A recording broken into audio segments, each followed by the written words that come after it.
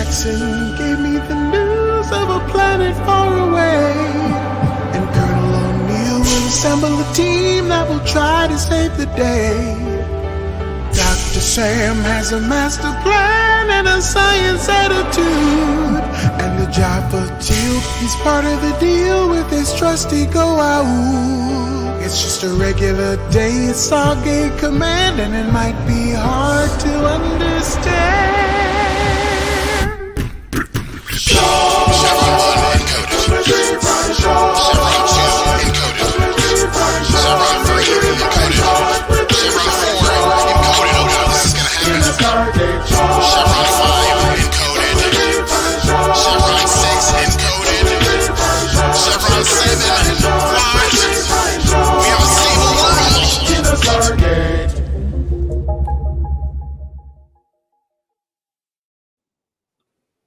Welcome back, everyone, to 3 Fries Short, Unearthing the Stargate. Hello. I'm your So co-fry, happy Sarah. to be here. Oh, yes. Sorry, Sarah, go ahead. I'm your co-fry, Sarah. I am your co-fry, Christina.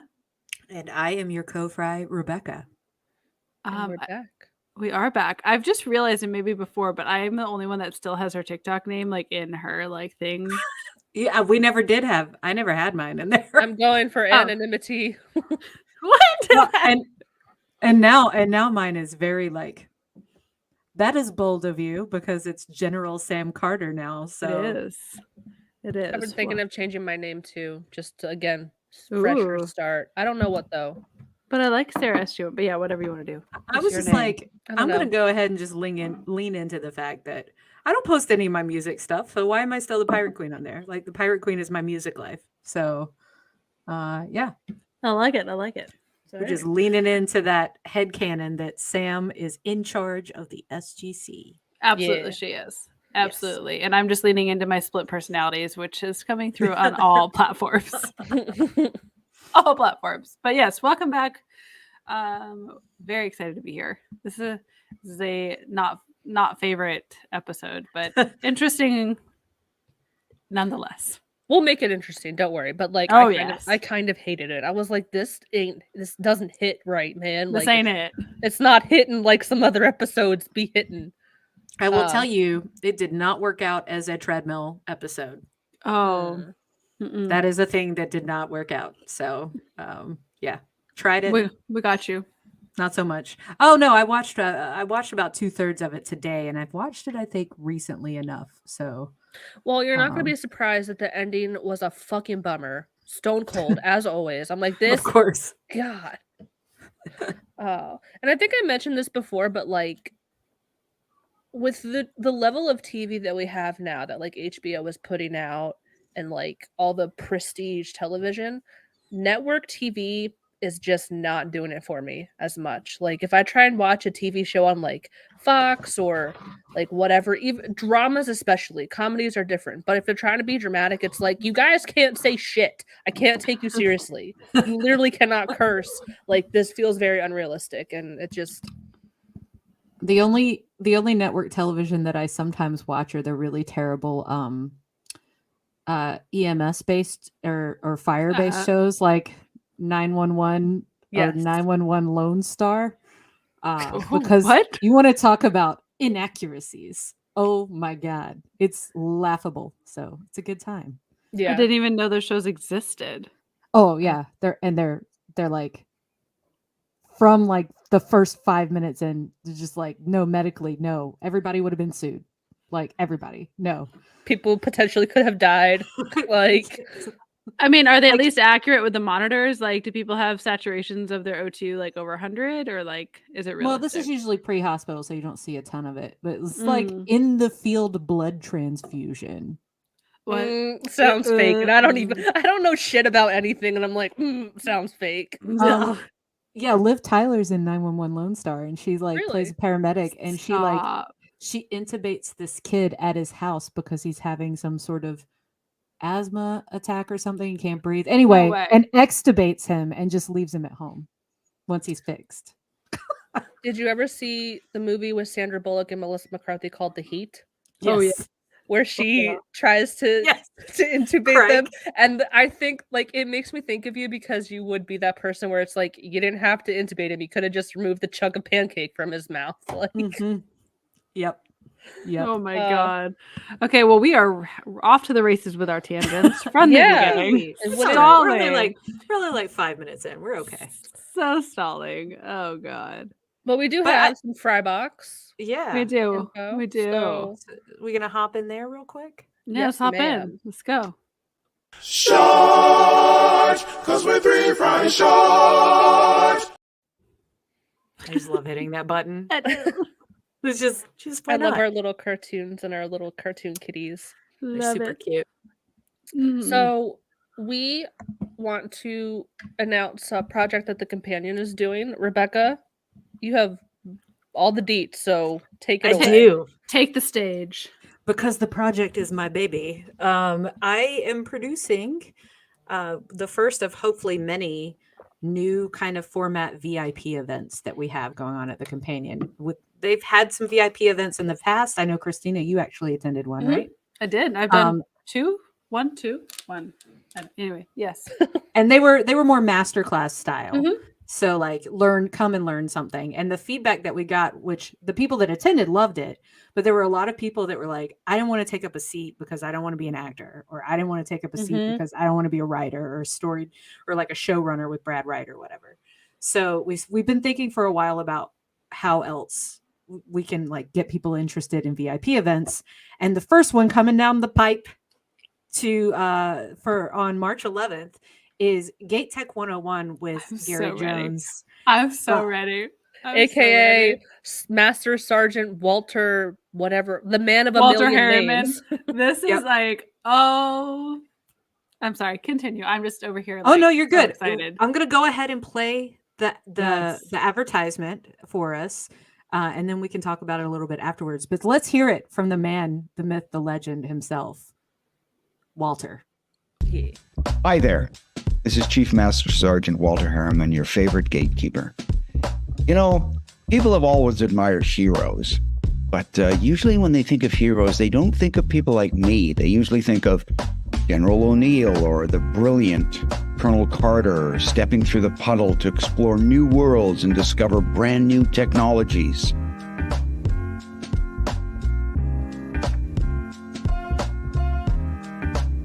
But you know who got them there? Do you know who dialed the gate? Who actually dialed the gate? Sure, Dr. Jackson's research got us to this point. But is he sitting there day in, day out, making sure the wormhole is stable?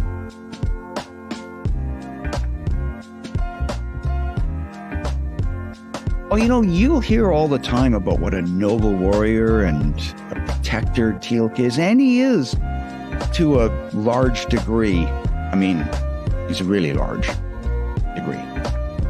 But is it his finger on the button closing the iris when Earth is under attack? I don't think so. No. I'll tell you who the real heroes are. It's the gate technicians.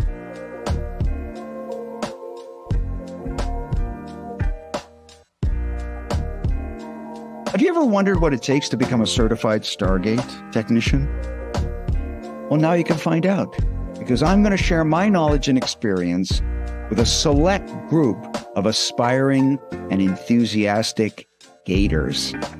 I want to give you a chance to be a hero too. That's why I'm happy to announce that on March 11th, I'll be taking a small number of students from my class, Gate Tech 101.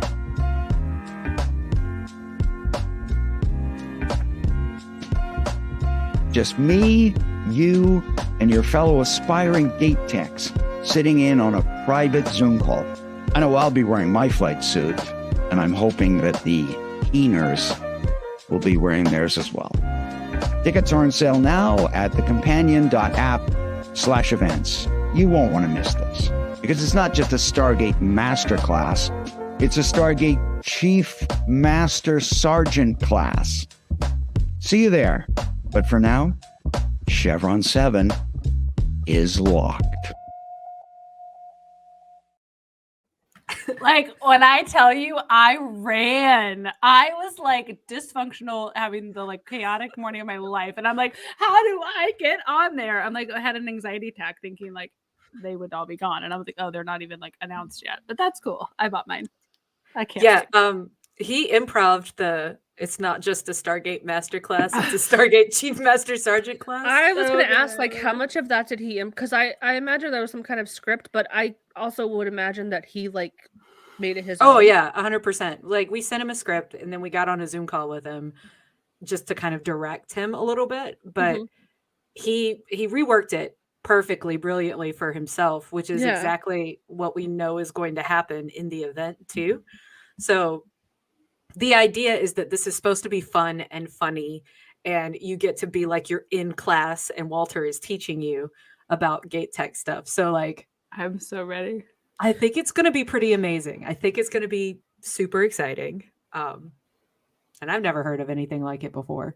No, it's really cool. And am I okay to take that and share it, like, and like just cycle it out? Or yeah. Okay. Perfect. Oh, it's going like I'm going to cut this section. We're going to just have that places too. Yeah. Perfect. So I want everybody to know about it because I want people to come and hang out and have basically adult pretend time. Who doesn't like that? Well, I want to take a comment from my like post I had done that went viral about him being. I want to like take that and like use that to then like tag in this video so that way like they can like double stick because I'm so excited and there are a lot of fans of Walter out there. Yeah, and Athena is like Walter's like right hand person. I know. So. That's my whenever I do get into character, that's what I am. So yes, I'm so excited. Can I come cosplay as the Stargate? Is that allowed? Can you please? Can you please? I'd have to go to the craft store, get some like floral foam, and make like a halo that looks like the Stargate. Hello, I am the Stargate. Please, hysterical. Sarah, are you please gonna call? Are you gonna join? Okay, please so there's some details though that this is a limited event. There are limited tickets available, and it is a ticketed event that you pay for. So there's so everyone is perfectly clear. There are 28 spots, and we have almost sold half of them as of right now. So they just opened to the public. So as a member of the public, you can go on to Eventbrite. You can go onto the Companion's website and buy a ticket. If you sign up to be a member, either paid or free, to the Companion, because there's a free member tier now too that you can read some articles, like the newest ones and everything, then you can get a discount code. So you get a little bit of a discount on your ticket. So, but yes, it is ticketed. It's very importantly ticketed because it's such a small event, and because that means you're going to get some one-on-one time or some like classroom style time.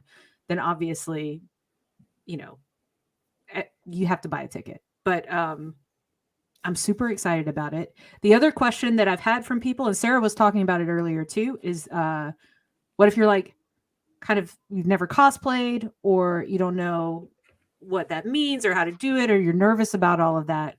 The cosplay is recommended. You technically don't have to, but I would argue that everybody probably has something in their closet that would work as a cosplay.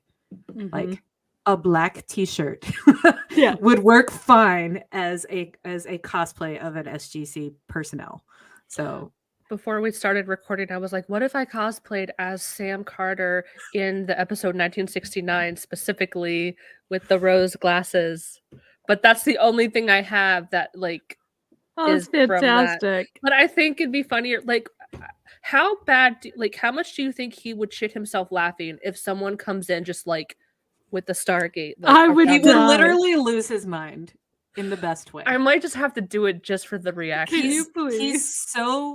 He just seems so fun. Like when I had to pitch the idea to him, our first meeting with him, which was like a little nerve-wracking because I'm like, I think he's gonna like it. I think I get the vibe of him, but I can't be guaranteed. So I pitched it to him, and as soon as I said, like, you're teaching a class about how to open the wormhole, he just started cracking up. And like from that point on, he was just super excited about it. He's asking us about things. Like I can't send him information fast enough, which is means he's really engaged in the idea. That's and he's going to awesome. do Nice. an amazing job with it. So like, just this is all coming to me now, so I'm kind of like, but I'm picturing those little foam Statue of Liberty hats that look like my cat's in the way, that look like this, Yes. like the Stargate. And I just like put it around my face. Yes, please. It's like, hello, I am the Stargate. Blue makeup on. Oh man, I don't know. That's a You lot. have to blue commit blue to. eyeliner at least. You got Blue some, or face blue paint. eye. I could figure shadow. something out. I don't know. Yeah, I don't think you need to go full Blue Man Group, but like, Oh God. Or maybe a veil that then you can pull back after. No. You, like, Hello. Yeah. you're like, hello. No, you know what you do? the Okay, iris. no. Go bigger. Let's stay with me here. Get a hula hoop that you can like Oh, detach God. and make like a backpack, and then you make like you do streamers behind that are blue, so you can like have it Oh. like in front, and your head just can pop out of it. And then Okay. Sarah, you literally have to do this now. Okay. All right. I'm gonna commit. I'm gonna buy a ticket as soon as we're done here. Listen, everybody, the fries are all going to be there, so you should be there too. We're going to have a really good time. God, yes, it's gonna be so good. Okay, but anyway, that's a great fry. That's a great fry box. This is like Yeah, I'm it very is, jacked you know, for this. it's a long fry box, but I think it's an important one. Oh Absolutely. God, yeah, so much.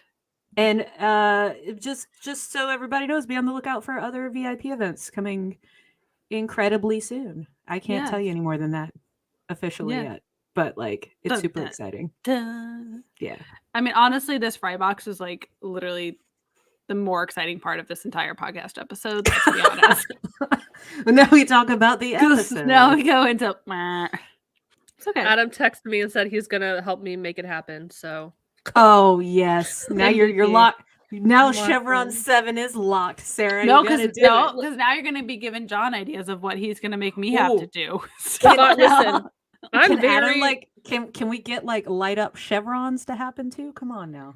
Oh, think it's so I can possible. find some LED lights. Listen, I think it's I've possible. been hitting up the craft store lately. I can find something. But if I buy have the time. ticket, I'm very money motivated. So if I buy the ticket, I'm like, I have to commit. You're Like, gonna commit. Yeah. Yes. Oh, yeah. So Yeah. I'm gonna do it. Okay. Yes. All right. It's Oh my like you, Sarah, you have no idea. Gary's going to be your best friend. Like after that. Like I don't even want him to see this beforehand because I want him to be like, Hello, it is I, the Stargate. Also, it'll cut the tension a lot of people like, Yeah, it will. you know, like we want to play pretend and like pretend like we're in class, but Gary's gonna play it funny anyway. So like it'll really cut the tension nicely. I like it. Oh, You're gonna have God. people showing up like Colonel Dave, people that have like replica shit, and then I'm gonna be like, hello. I would not want it Yeah. any other way. Oh, Okay. that's Would not want it. fantastic. So I have to Oh. commit now. I don't want to let the people down. yeah, you've gone on the record with it. So You have, and you know, you gotta stick to it. oh, that Alright. makes me so excited. Oh, Like God. seriously, so excited. There you have Oh. it, folks. You should buy a ticket to the event so you can see all this happen So you can see in real Sarah time. as a Stargate.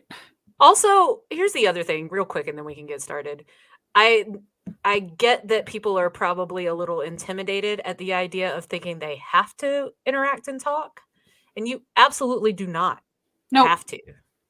Like, I know it's scary sometimes. Trust me. if but- I can offer a bit, because I did attend the Michael Shanks one that was the like actors master class like that, and I have no desire. So for anyone who like I've gone through a companion masterclass as someone who was like, I don't know, I don't have anything to offer. I will say that it was the most fun just to observe and get to know, and like because you can chat if you don't want to come off camera. Like it just truly was a very comfortable space. And I was like, oh my God, like Michael Shanks is gonna be in this Zoom call with all of us. And like that's a very small group. Like he's gonna see my face. That's like very intimidating and very but it's not. Like people are just people, and there's a bunch of nerds getting together to learn and have fun, but it's whatever your engagement level can be is allowed. There's zero pressure. That's why I yeah, anyway, if I can say that from someone who has Absolutely. complete social anxiety, literally has a panic attack if like I have to go a different route through my Target, like because I just don't want to see different types of people, like to go there and attend it and like have no idea what I'm getting into. It's worth it. It's worth it. It's so much fun. And you can just be a fly on the wall and just witness it all, and that's enough. So yeah, the goal is for us, we want to give good quality time experiences, which is something that I don't feel that you get even when you go to a convention. You might be in person with the person, but you never get, you're always rushed along, for an autograph or for a picture. You pay to get a picture made, but it's still just like in and out, in and out, in and out. So like this an hour-long thing, you just get to chill, and do this fun thing you get to pretend like you're in the Stargate world with an actor from the show, it's like a so character. great. So do it. I'm just telling you. I mean, I am biased, but also I'm super excited about this event. Like, oh yeah, I crafted it for you all. Please, please attend. Please attend. It's going to be great. Please attend. All right. Whew. And then that kind of leads us into a Frybox about us, and that we are working on getting Gary Jones to come on and talk to us. So that would be super fun. I would love to. I've said this. He initially was like, "Yeah, well, like let me know what you're doing," and it's been a little hard getting. This sounds weird because I have been talking to him in a different capacity, but it's like I've emailed him as a fry, and I've emailed him as a companion employee, and those two things do not cross. So he doesn't know that it's the same Rebecca that is reaching out to him in both places. Oh, he doesn't. No, because I obviously That's let him fair. know eventually, but I just don't want him to think, Yeah, you don't want to cross-pollinate. We contacted him on our own merit. He wrote back to me. I had sent him that message long before we knew we were locking this event with him. So, but he did initially say yes. I think he will. It's a matter of if it's going to be before or after that event, and I think either way, it'll be a good time. He's up for wacky things, so it won't be your typical Q&A, I'm sure. So very exciting. All right, is that it for Frybox? I think so. Yeah.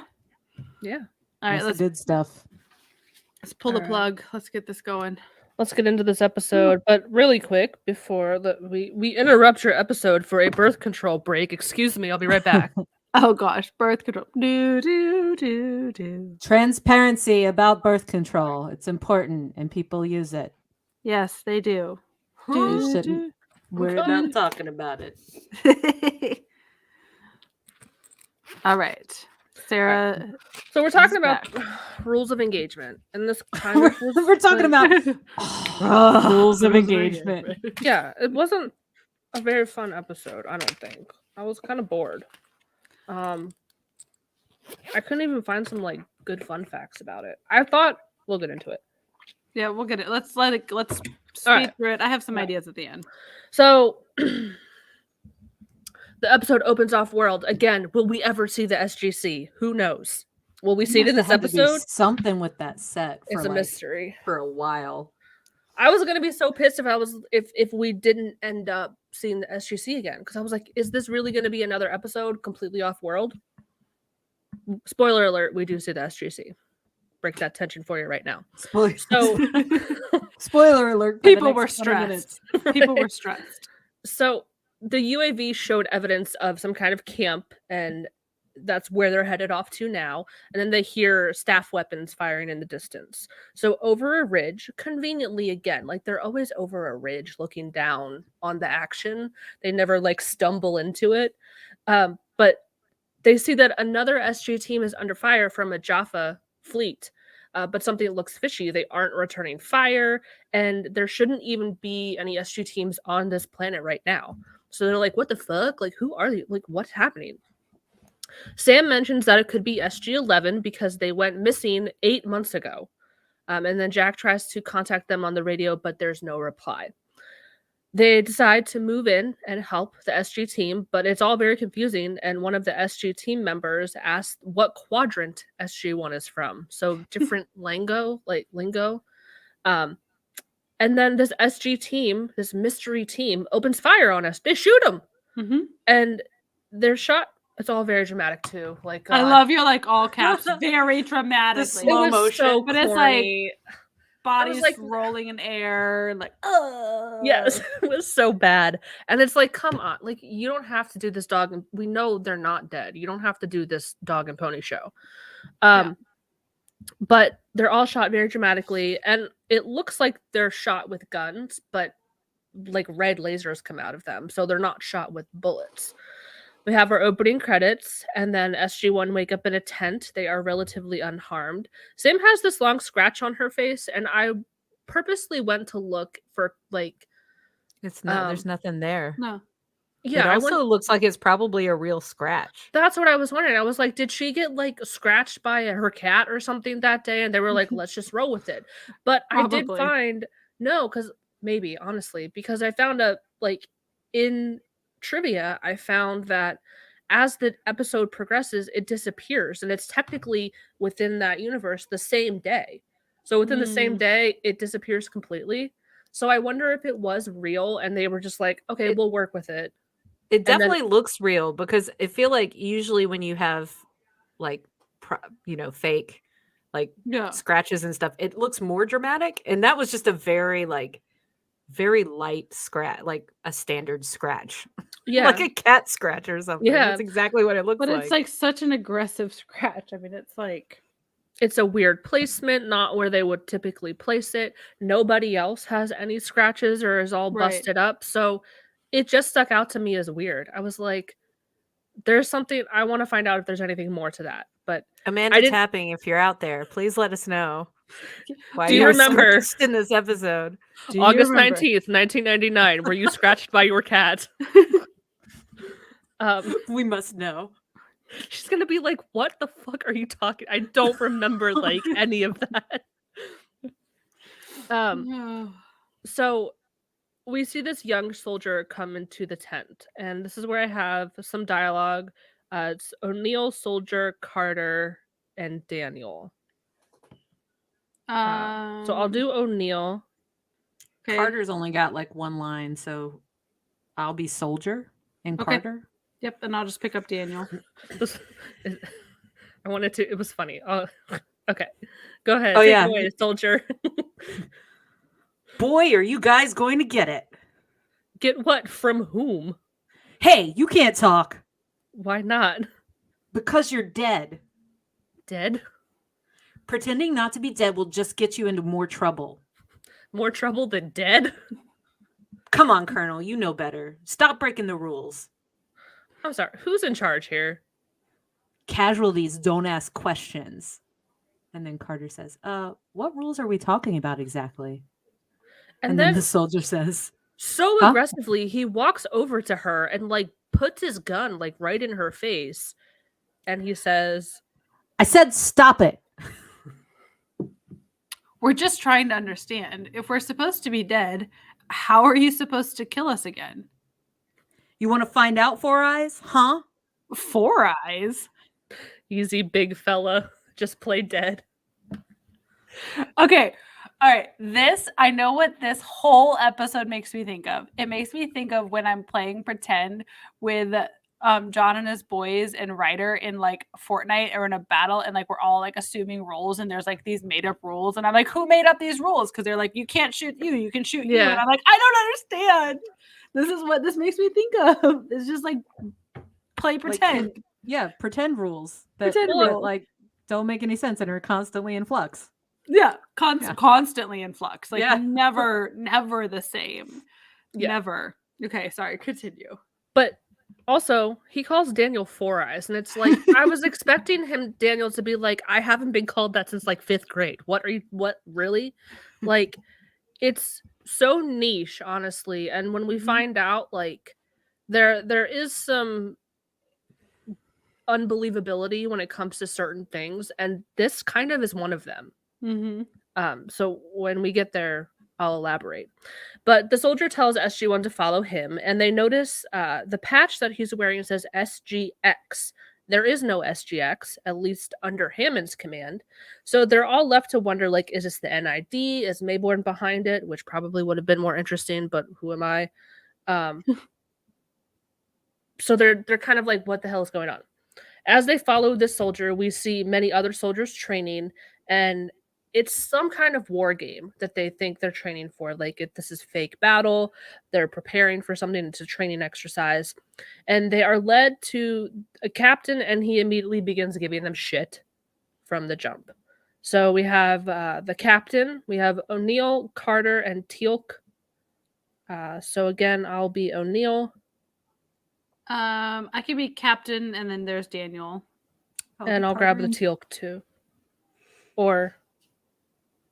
No, it's fine. They all mostly only have one line. Oh, okay. So. Okay. No rank is above strict adherence to the rules of engagement. Rule 2, Article 4. Unauthorized forces shall be shot on sight. You were unauthorized. In fact, you ruined our ambush. Nearly half the enemy team got away. Carter, I've never been big on regs, so is this familiar to you? No, sir. And then Teal'c says, they are familiar to me. Quel va, Jaffa? You're not from D Quadrant. We are not. You came through the Chop Eye. This is a challenge. And then Daniel says, the Chop Eye? Yep, so he blew his cover. Mm-hmm. He used a not Earth term. And the captain apologizes to Teal'c for revealing himself and asks to be executed for the remainder of the day, as in, like, I'll play dead. But Jack and Teal'c allow him to be spared. So now we're kind of thinking, are they Jaffa? Like, what is this? They don't look like Jaffa. They don't have, like, the forehead thing, and they're not dressed like Jaffa. So, like, what's the scoop? The captain introduces himself as Kyle Rogers. He was given by a previous Jaffa master to practice the exercise of battle according to the rules of engagement until the return of Apophis, where they'll be ready to face the final challenge.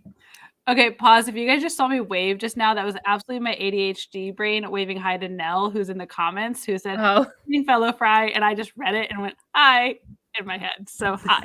Hello.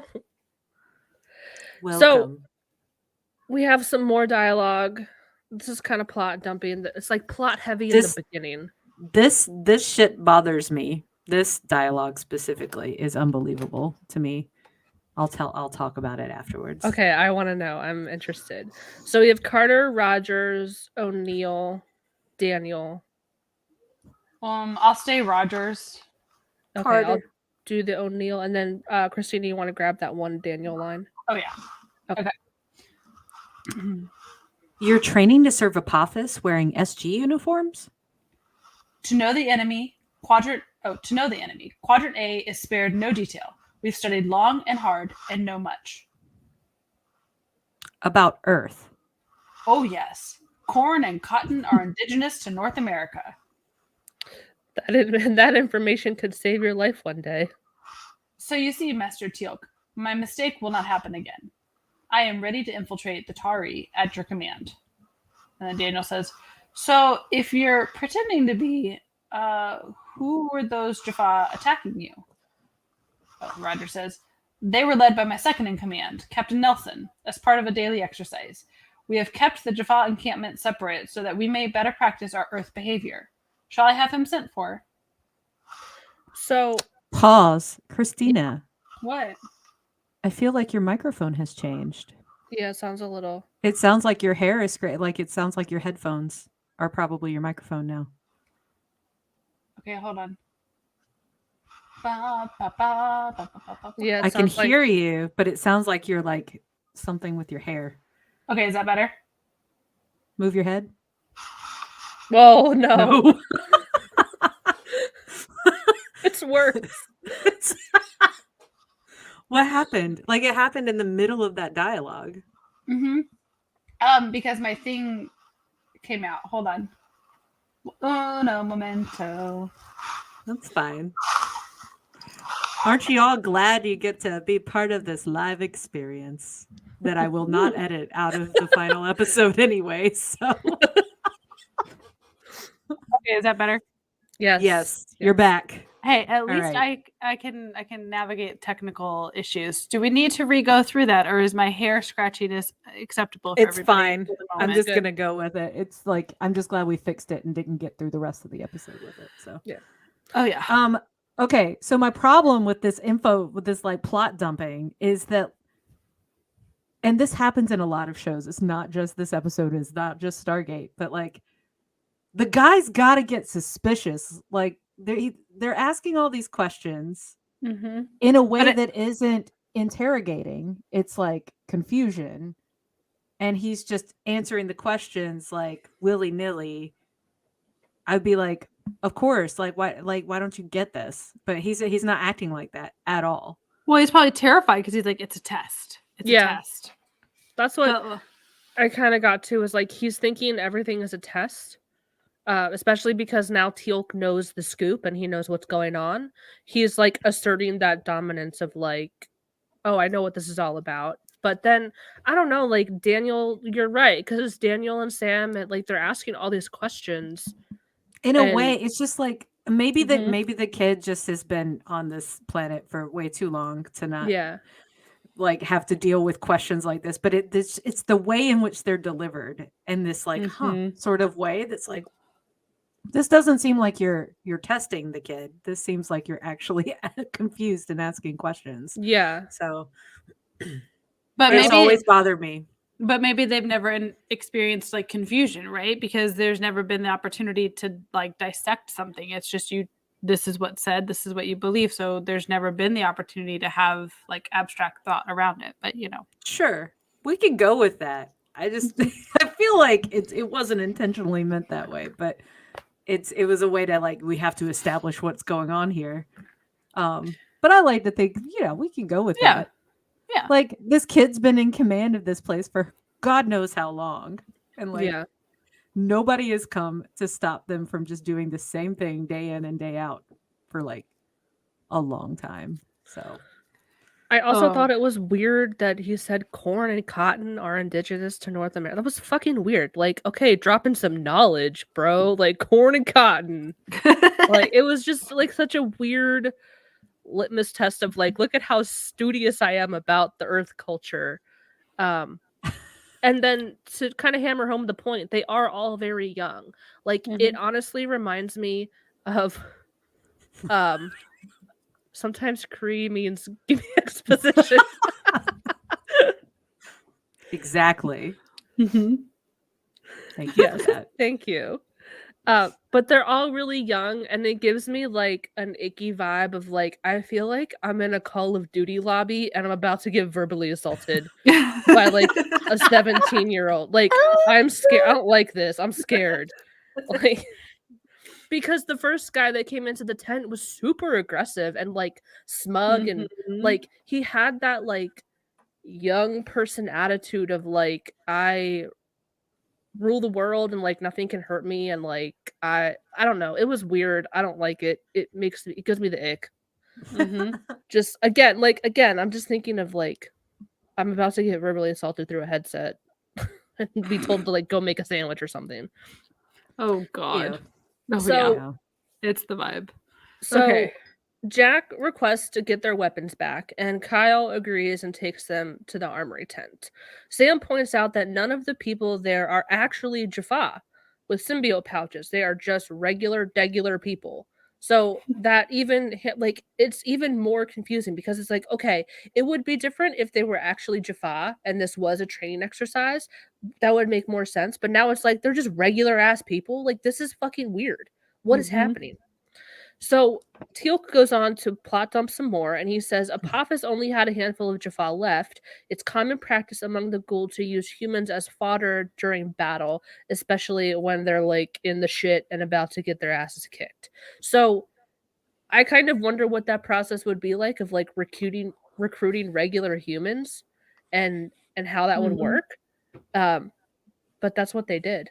And it's weird. This is so bizarre, and I don't think we really ever revisit this.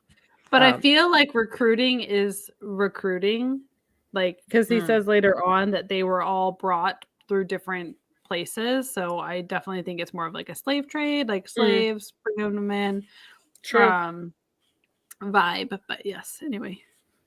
Brainwashed, culty. Yes. So they begin to look for their weapons in this tent. Teal'c explains the rules of engagement is a code of battle during a young Jaffa's training, spoken by Apophis himself. The weapons they use are called Intar, which only mean Intar. They do not mean anything else. It's just short for nothing. Intar Nicotel. Intar Nicotel.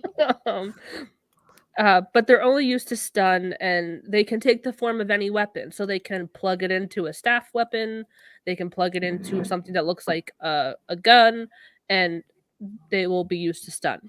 So Sam and Daniel continue to search for their gear among the fake weapons. Teal'c speaks with Kyle again and asks him if he has something called a Vokum. And it's a training instrument to assemble his men for inspection, and it kind of might help them get the upper hand in the situation. So Kyle reappears with a small gray sphere, places it on the ground before his men, activating it. A beam of energy shoots up into the sky, and it forms this giant holographic image of Apophis. I mean, it's massive. It truly giant is. Apophis. Yeah. And even like Sam and Daniel like come out of the tent. They're like, what the hell's going on? They're like, oh, it's okay. Carter was like, sir? Yeah. He's like, it's fine. It's Don't fine. worry. It's just a big old image of Apophis. But he says, Warriors of Apophis, or the holographic image says, Warriors of Apophis, assemble before me and listen to that he that possesses the Vokum. The warriors before you speak my name, heed his words. So it's kind of like whoever has this thing holds the key to the kingdom. Like, they will listen to you. And because Teal'c knew about it, it kind of does give him the upper hand. So Teal'c goes around and inspects these group of men, or young boys, rather. He reaches one dressed as a Jaffa, who is the second in command, called Novar. For the games, he leads the side of the Jaffa warriors, and his Earth name is Captain Nelson. So they have, like, Earth sonas that they use to, like... Earth sonas. to, like, when they're playing for the other team. If you look close at his forehead symbol, it's all jacked up because like they drew it on. It's not supposed to look real. It's supposed to look like really shitty, and like they're cosplaying essentially. They are cosplaying. So Teal'c gives Jack authority to address the team, and Jack is like, "Hey, the war games are over because it's gonna rain, and you can go home now," which is. He was not. I was like, Jack, you got to turn it on a little bit. Like, they're not going to believe you. They're not going to buy it. And they didn't at all. No, God, no. Also, back in the armory tent, Sam and Daniel cannot find their weapons, which means some of the soldiers playing this war game are out in the field with real weapons. Teal'c tries to have Kyle recall his soldiers, but he's like, I'm not falling for that. This is a challenge. And I'm not going to, like, fail again. Like, you're not going to trick me. So Jack and Teal'c try to tell him the truth that Apophis is dead. Obviously, none of them believe him. And they're just like, we're going to go continue our, like, thing. We got to go. Like, we got to play our game. So SG-1 also decide to join this game since they are still missing weapons. They come across someone who was killed by a staff weapon. Kyle ends up getting shot by a staff weapon and believes this is the final challenge, which is when first blood is shed and the games now become real.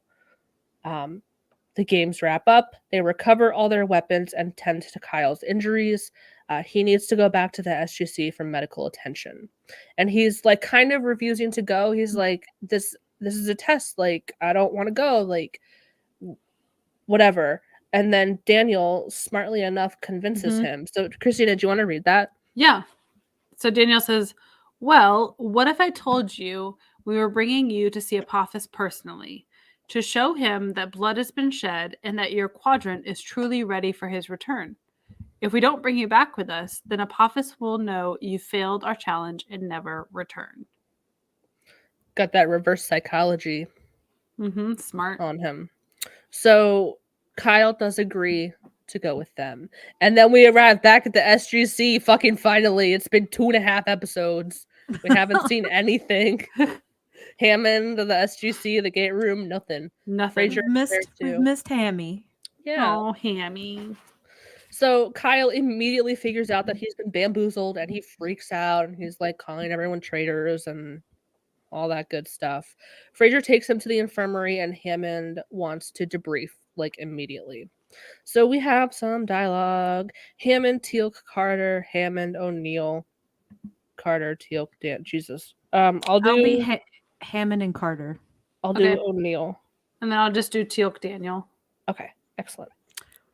It's been a while since I've done my Hammond. Yeah. I was gonna say, get that hammy out. Don't laugh before I even start talking. All right. What's this final challenge all about? In my training, it is when we received our actual staff weapons. The two opposing camps then engaged in battle until one side emerged victorious. You killed each other? The Goa'uld wish only the strong to prevail, Major Carter. I was among the victors. We were then honored by Apophis, and I became a member of his personal guard. And that's what's about to happen to those boys. As long as they don't have any real weapons with which to play, I don't see how. Well, the only lethal weapons I found in the armory belong to us. The rest were Intar's. The Jaffa masters who once supervised their war games have long ago abandoned them, yet they have maintained their games until this day without fail. And Daniel says, so what are you saying? Teal'c says, that they are extremely resourceful and most determined. So they might try to fulfill the final challenge, whether they're issued lethal weapons or not. Yeah. Lethal weapon. So essentially, like, if you think about it, Apophis croaked. All of his like actual Jaffa dispersed and left and did whatever. You know, they shacked up with Sokar or whoever else. And these kids have been on this planet by themselves, keeping up this charade, thinking like this master Jaffa will come back and whatever, but they've been keeping up with it. So they've been abandoned. They don't even realize it. And again, they don't even realize that Apophis is dead.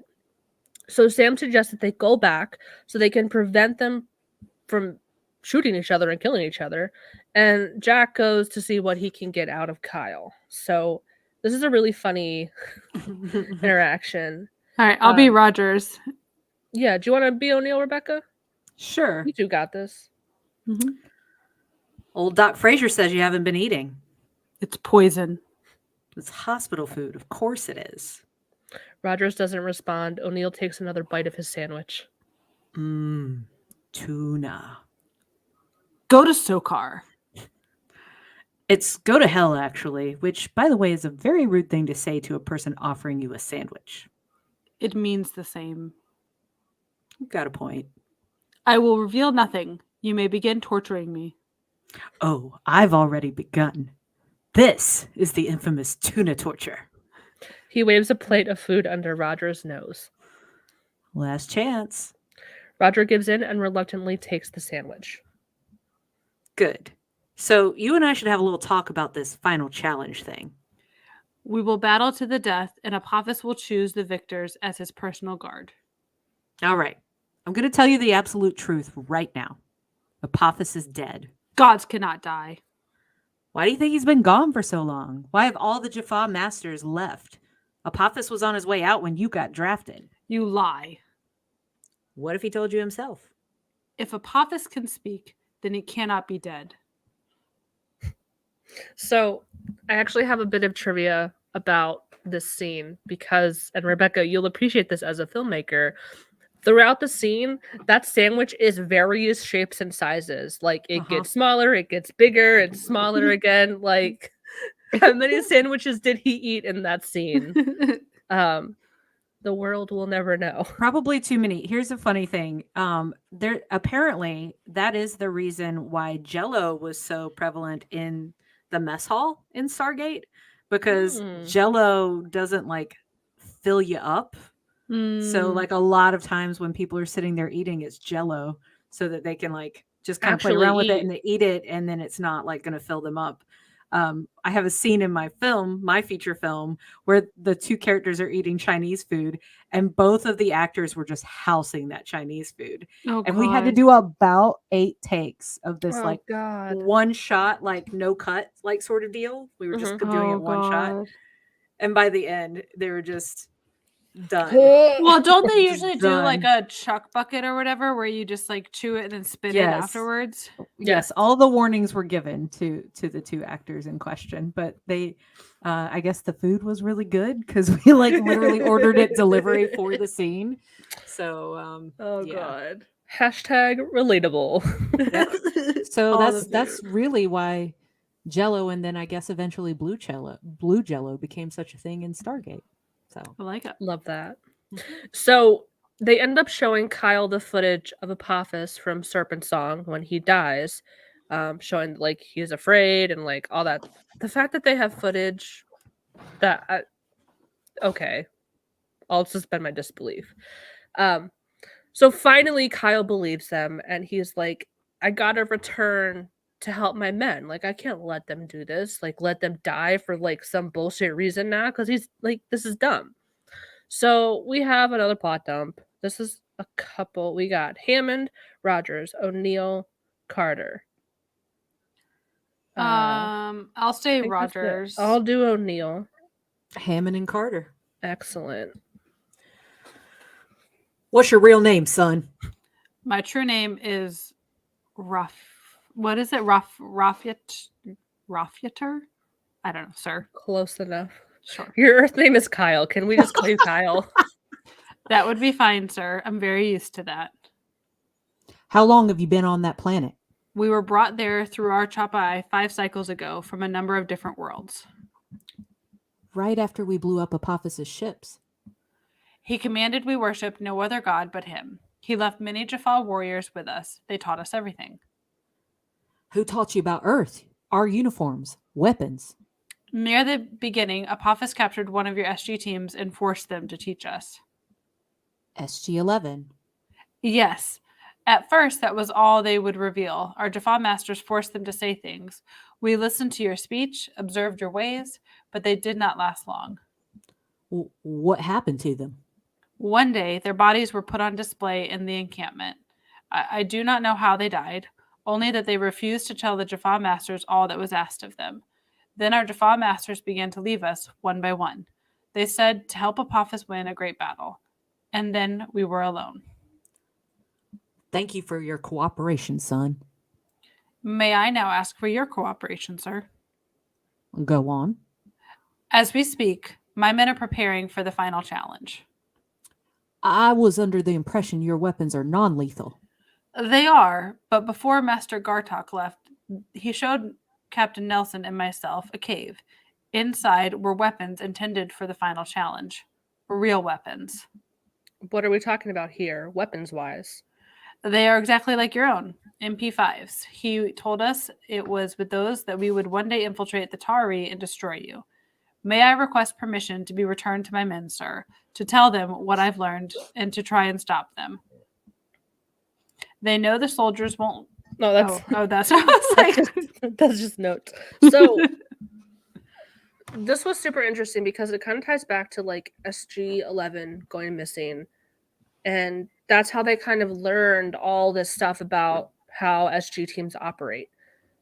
It's kind of hard to buy though. Like, where did they get all of that equipment on that planet? That is not something an SG team carries with them. That's too much stuff. The fact that like how much talking could they have done for them to learn to speak exactly like Four Eyes? Is that like an insult on another planet? No, but I love that they were like, okay, this is what we're gonna do to like give it away, because they're like gave them those ridiculous things that would like not be appropriate to be like, okay, they're never gonna pass because come on now. Yeah, maybe just imagine them fucking with them, like.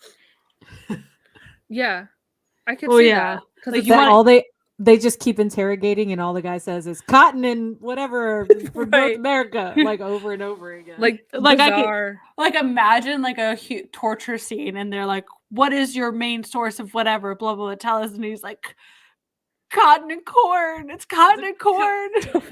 It's cotton and corn." You 4 eyes, and he like tries to give him an insult, and they think it's like the rudest thing ever. Yeah, imagine. It's kind of like sad and funny at the same time. It's like they're dead now. They are dead. They died, and it's like they died under torture to be like, so like, what kind of crops do you grow? Like that's the kind of shit that they died for. Oh, it's so messed up. So they know that these soldiers are not going to believe Kyle, and they devise a plan to use the Vocoom to broadcast the footage of Apophis dying in order to convince them.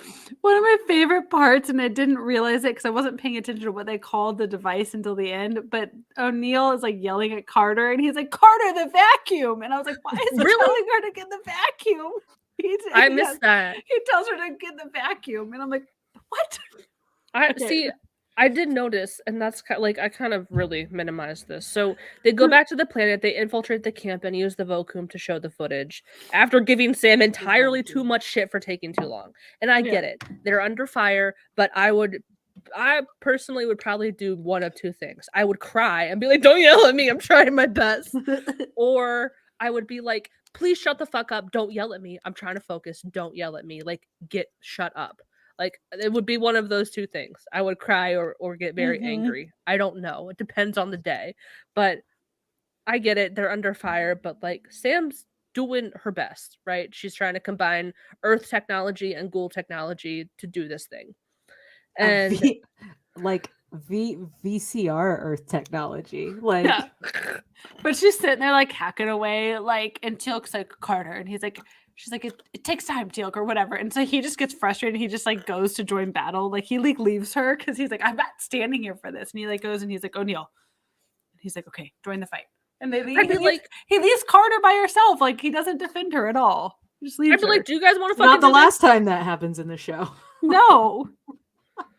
Backseat drivers, get your ass up here and do it yourself if you could do it so good. I know. The vacuum line though does just make me think of like, do we or do we not have a Xanax detector, which is coming up as well. I love it. Gonna need a Xanax detector.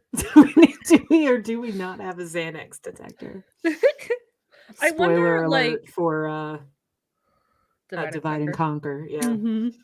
Love that episode. So part of me wonders, like, does he do it on purpose, or is it truly like he doesn't remember the name? I can see it both ways, and I think it might be a combination of both, where sometimes he just doesn't know and he calls it whatever he calls it, or like he just does it as a bit. Like, this is my bit. I'm gonna like make up names for alien shit because I'm bored. Oh, I'm sure. And have nothing else to do. Oh, I'm sure. But it works because like it's working and it's the point across. Yeah. It shows that he just doesn't take himself too seriously. Yeah, it's better to say a wrong word that sounds somewhat like what you're trying to talk about than just be like, that thing, you know, like that doesn't help. Yeah. So at least a vacuum for Vocoom kind of helps a little bit. So So the other soldiers start to wander around. They see the message. They see like Apophis projected in the sky, like him dying. And they're like, well, shit, like what do we do now? Like, we don't have to fight. I don't want to fight. Nelson looks at Rogers and he's like, what's gonna happen to us? Where are we gonna go? And he's just like, we're gonna go home. And then that's the episode. That's it. That's it. Like, and done. Zoom out. Like, you guys were in intense battle training for years. And then, okay, we saw one thing and we're done. We're gonna go home. Okay, pretty bow. It's annoying. I mean, they are friends though. Like, him and his second in command are like on opposite sides of like the game, so they probably don't want to actually kill each other. They were just doing it because they thought they had to, and I bet it's hard because it's like all of this stuff that we've been working to so long is bullshit. Like, what do I like? My life is a lie. Like, everything I've worked so hard for is a lie. So, some discussion and fun facts. I already told this one, but in the infirmary, when Jack is trying to get Kyle to eat, Jack's sandwich changes shape and size several times. Sam gets the scratch on her face at the beginning of their time at the camp and changes size by healing. By the time the gate back to Earth later that same day, it's completely gone. So the whole course of that interaction happened within a day, by the time she gets back to Earth, her scratch is completely healed. That's it is suspicious. Yeah, Amanda tapping. Like, what happened to you, girl? Mm-hmm. Tell us, please. Felix scratch your cat, dog, who knows? So, and then it's also never revealed how Apophis was able to replicate all the Earth equipment, uniforms, weapons, including mortars, tents, etc. This is the only episode where the Goa'uld are shown to be able to do this. So again, it's never revisited. Where did they get all this stuff? I don't know. So, I tried, guys. So, but That's okay. great. But like, okay, for themes, Rebecca, you made a good point about what'd you say is like a common theme? It's the war games. Is like, yeah, I was trying to look up and I found this one interesting example of it. The idea of like the war is over, but the soldiers are on like an island somewhere or something and don't know it is and continue doing the thing. There's this one for this Japanese soldier. Let's see, his name was Hiru Onoda, and they put him on this island and basically said hamper enemy attacks on the island and never surrender or take your own life, don't like become a prisoner of war. And so he just kept doing that, like until when he heard, like when apparently engaged in guerrilla warfare, and then when Japan surrendered, he thought it was a ruse, so he just continued living by the same rule, like never surrender. So this is like the concept of it is based in some truth, like and I knew I had heard that. I don't know if it was about him or some other cases as well of soldiers not getting the message or not believing the message and still following orders, word for word.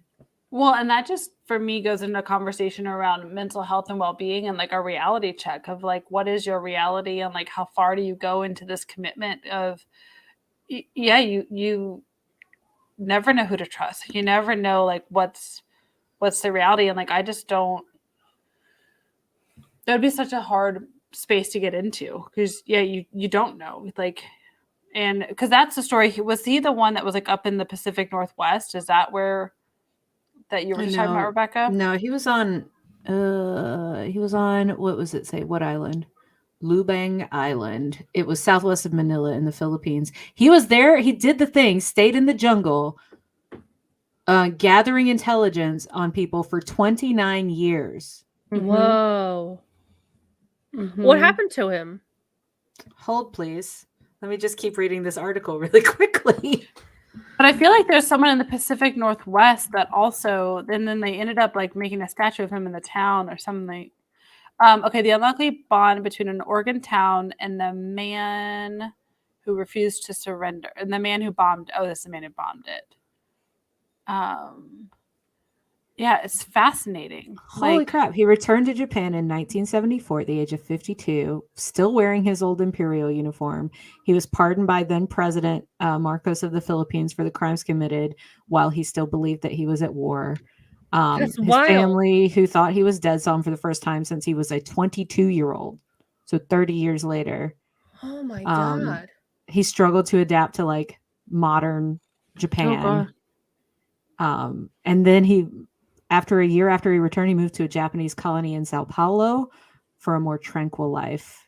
And then he got married, and then he died in 2014. Wow. I hope he found peace, because that's like a prison sentence. Like a third of his life. The one thing that I could think of like to muster like through this episode was the romanticization of war.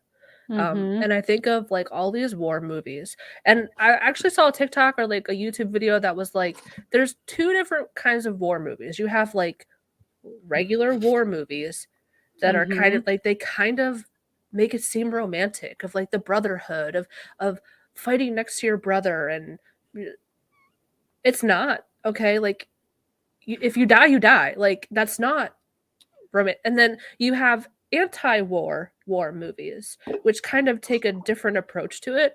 And the one that I think of right away, which was an excellent movie, was called Free State of Jones, and it's about the Civil War. In Mississippi, there was a town or like a county that kind of like revolted against the Confederacy, and it was super good. And it reminds me of, there was a quote in there where like his nephew died, he was shot because he was fighting for the Confederacy, and the one Matthew McConaughey's one friend was like, well, he died for a good cause, and Matthew McConaughey was like, no, he just died, like that's it. Like he died fighting a war for somebody else who doesn't give a fuck about him. And that's what I'd like. A lot of these war movies seem to romanticize war and like, again, like the brotherhood and fighting for a cause. And when you think about it, it's like, I'm fighting for a government or a country that does not give a fuck about me, that I am just cannon fodder. And it's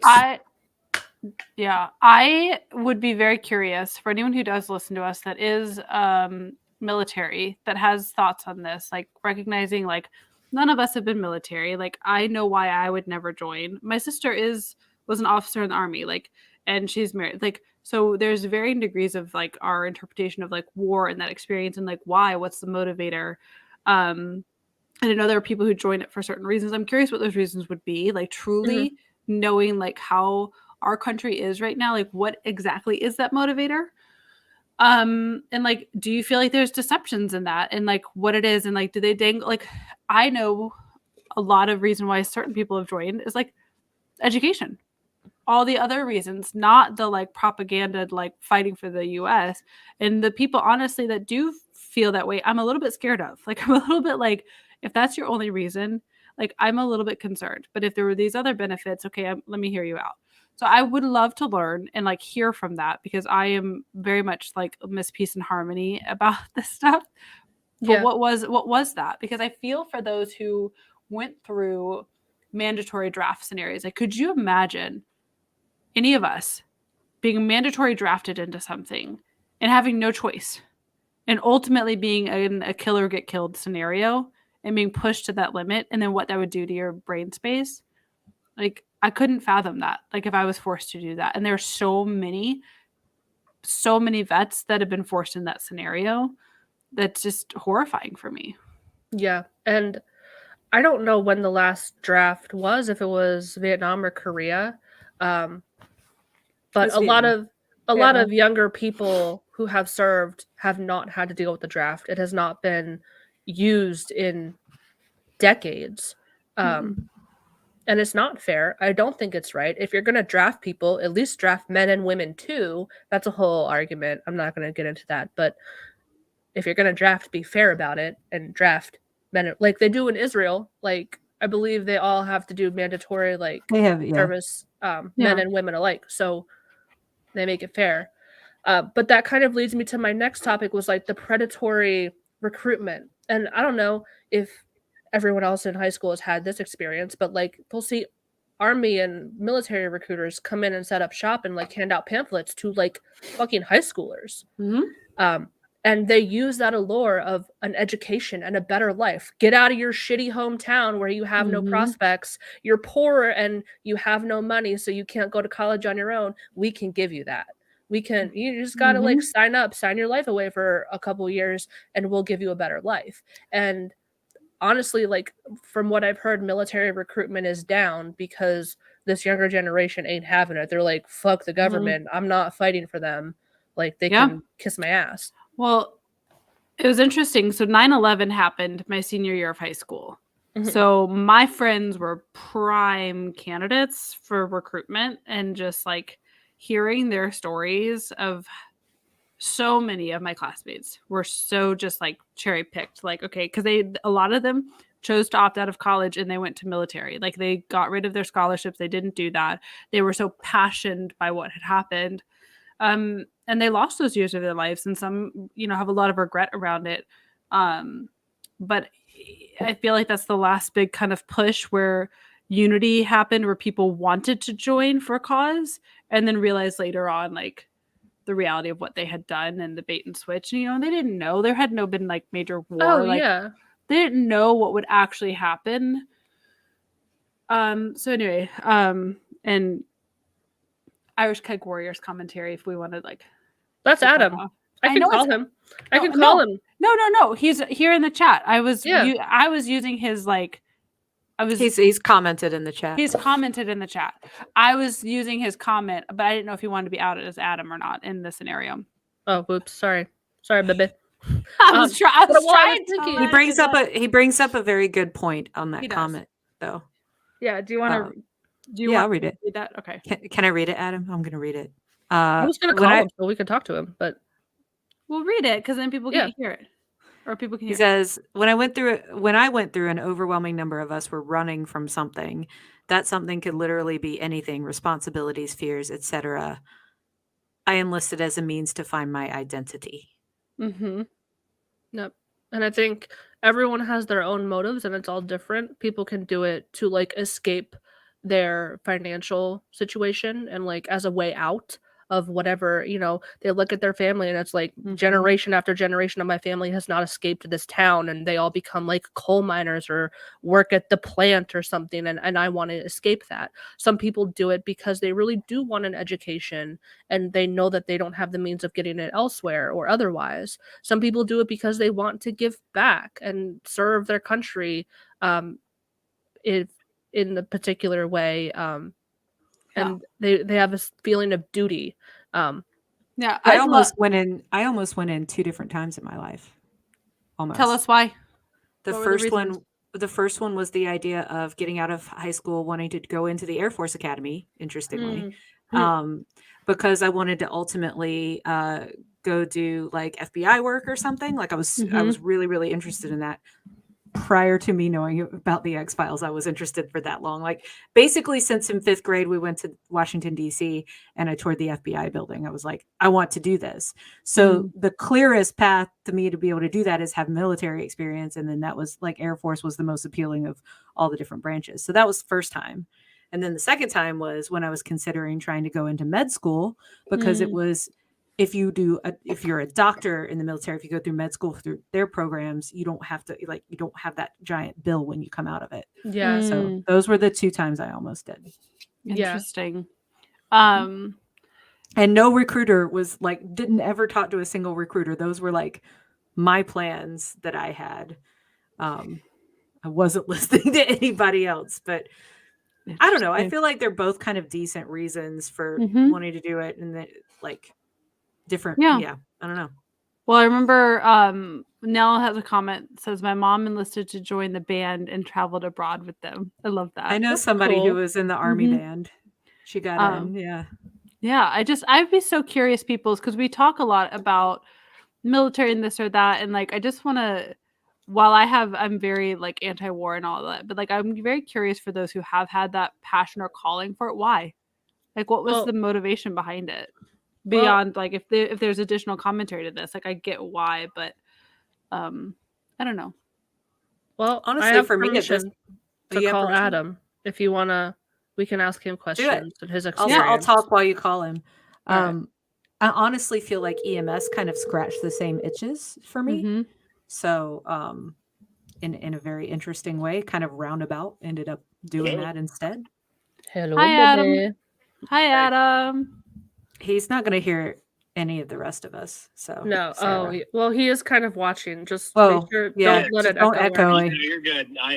There's going to be a delay, but okay. No echo. Okay. So you kind of mentioned in your comment like why you joined. Did you experience like any recruitment things in high school? Like, do you remember any of that where like they tried to get people to join up? Well, I think when I was going through high school, I graduated in 2006. We were on the cusp of like, I feel like backlash for recruitment in that environment, like really starting to come to a head. So I remember it happening like sophomore, junior year, like, you'd have like 2 or 3 guys in military uniforms would come in and, they would set up like a table in the lunchroom. Yep. Because, that would be like the best opportunity that they have, obviously, to sit down and talk to everybody. Then senior year, I remember that not happening at all. Because I think like too many parents like took issue with that and then just put a stop to it. Rightfully so. So you mentioned reasons why you joined. Do you know like of the people that you spoke with, like in your experience, like other people, why they joined, like what are some things that you heard of people you interacted with of like why they joined and what was their motivation? Well, to be honest, like when we were going through, like there's that propaganda basically answers that I feel like anyone and everyone was kind of putting out there that they kind of just got out of the pamphlet when, you know, they first started looking at the military. But honestly, like the longer that we were in there, it was actually one of our drill sergeants that kind of really pointed it out, or it might have been two of them. They had both been former Marines that had transferred to the Army side of things. And they were the ones that kind of like pointed it out to all of us that an overwhelming majority of them, or us rather, had all enlisted because we were actually just running from something. And when I say like responsibilities, like that could be kids. There are people that enlisted to get away from kids, to get away from family, to get away from spouses. That's wild. It's like, just- fuck that's my just wife. how I want to it get out of was, here. yeah. Or So- husband. That's crazy. So like, damn, I gotta I mean, think. there were people too. They took that to the length of people that were like, you know, still going through the class with us, but they had failed. I forget what the term was, but they were basically, you know, they're held there even if they're failing, because the government will only ship everyone out in mass. Like, you know, they won't ship somebody who only survived 2 or 3 weeks or 4 weeks in basic training, ship them back home. They'll keep them there. And then like a large majority of the jobs that are actually completed on post, at least while I was going through, was being completed by people that, you know, had basically failed the course like only a couple weeks through. Damn. Do you guys have any other questions for Adam? No, I think that answered it. I think that's just nice to hear from someone like actually get their voice on there. Yeah. Mm-hmm. Yeah. Thank you so much, Adam. Thank you, You might have to baby. repeat the question too, because there's a Nope, they're good. He's still good. delayed. We're good. Okay. Thank you, baby. Love you. It's- Bye. It's like that episode Yeah. around with the black hole, like the Mhm. delay that seemed like we don't know what's. Yeah. So yeah, and he's talked about some other experiences that he's had too, and I won't like go into them now, but Mhm. it's good to see, like, you're totally right, Christina. Some of the people that join because they're like, I want to kill things, like that fucking terrifies me. Like, Mhm. please stay away from me. Don't come near me. Like, you're Mhm. scary. But there's so many different reasons and motivations that people have. But Mhm. the fact that there is this predatory nature about it, where they set up shop in your fucking high school cafeteria to get you to join. I just, like, that's kind of what I got out of this episode, bringing it back to Stargate, was like, they had this, like, romantic view, and not, like, romantic, like, kissy smoochy, but, like, this, like, loyalty and dedication, and we are gonna fight and whatever. And Apophis was predatory, and he's like scooped them up and like brainwashed them and like made them fight for some bullshit reason. And then thank God they realized, like, this is bullshit. Like, he's dead. I don't want to fucking do this anymore. I want out. So good for them. Love Yeah. that for them. Absolutely. Okay, I'm so glad we've gotten this episode like out of our system and can What move do on. we have next? I feel like isn't it Forever and a one? day. Mhm. Okay, that's Uh-huh. okay. It's It's, something. I mean, It's we finally wrap up a major plot point of the series. I like this episode just because it gives a little bit more priority to my favorite person, sort yeah. of. But I also hate him in this episode, so It's also a little trippy, a little out there. a little bit, but we got this. So Mhm. I think that's it, guys. Nice. That's it. I Oh, was just and looking at how far we are away from my hated episode. We still got like 6 or 7 to go. I'm so excited for that episode. Mm. Just because I know you hate it so much. I I hate can't wait it to talk so to you much. about it. Oh. And literally not just as a Sam Jack shipper either. Like, I hate the episode, period. No question. Wait, So- which one? Which episode? 100 days. days. Oh, yeah. Okay. Yeah, so if that's it, I have somebody else to close the iris for us. Yay! Craig the Wraith. You didn't say anything. I don't know. Maybe you just thought I was like, this is terrible. We're never going to use this. But you sent me this email. You sent us this email back in October, and I did not see it until today. No. Don't know why. Also, you've commented to us since then, so I'm very confused. But I do have it now. So everyone, Craig the Wraith is going to close the iris for us right now. The world is doomed. Human, close your iris.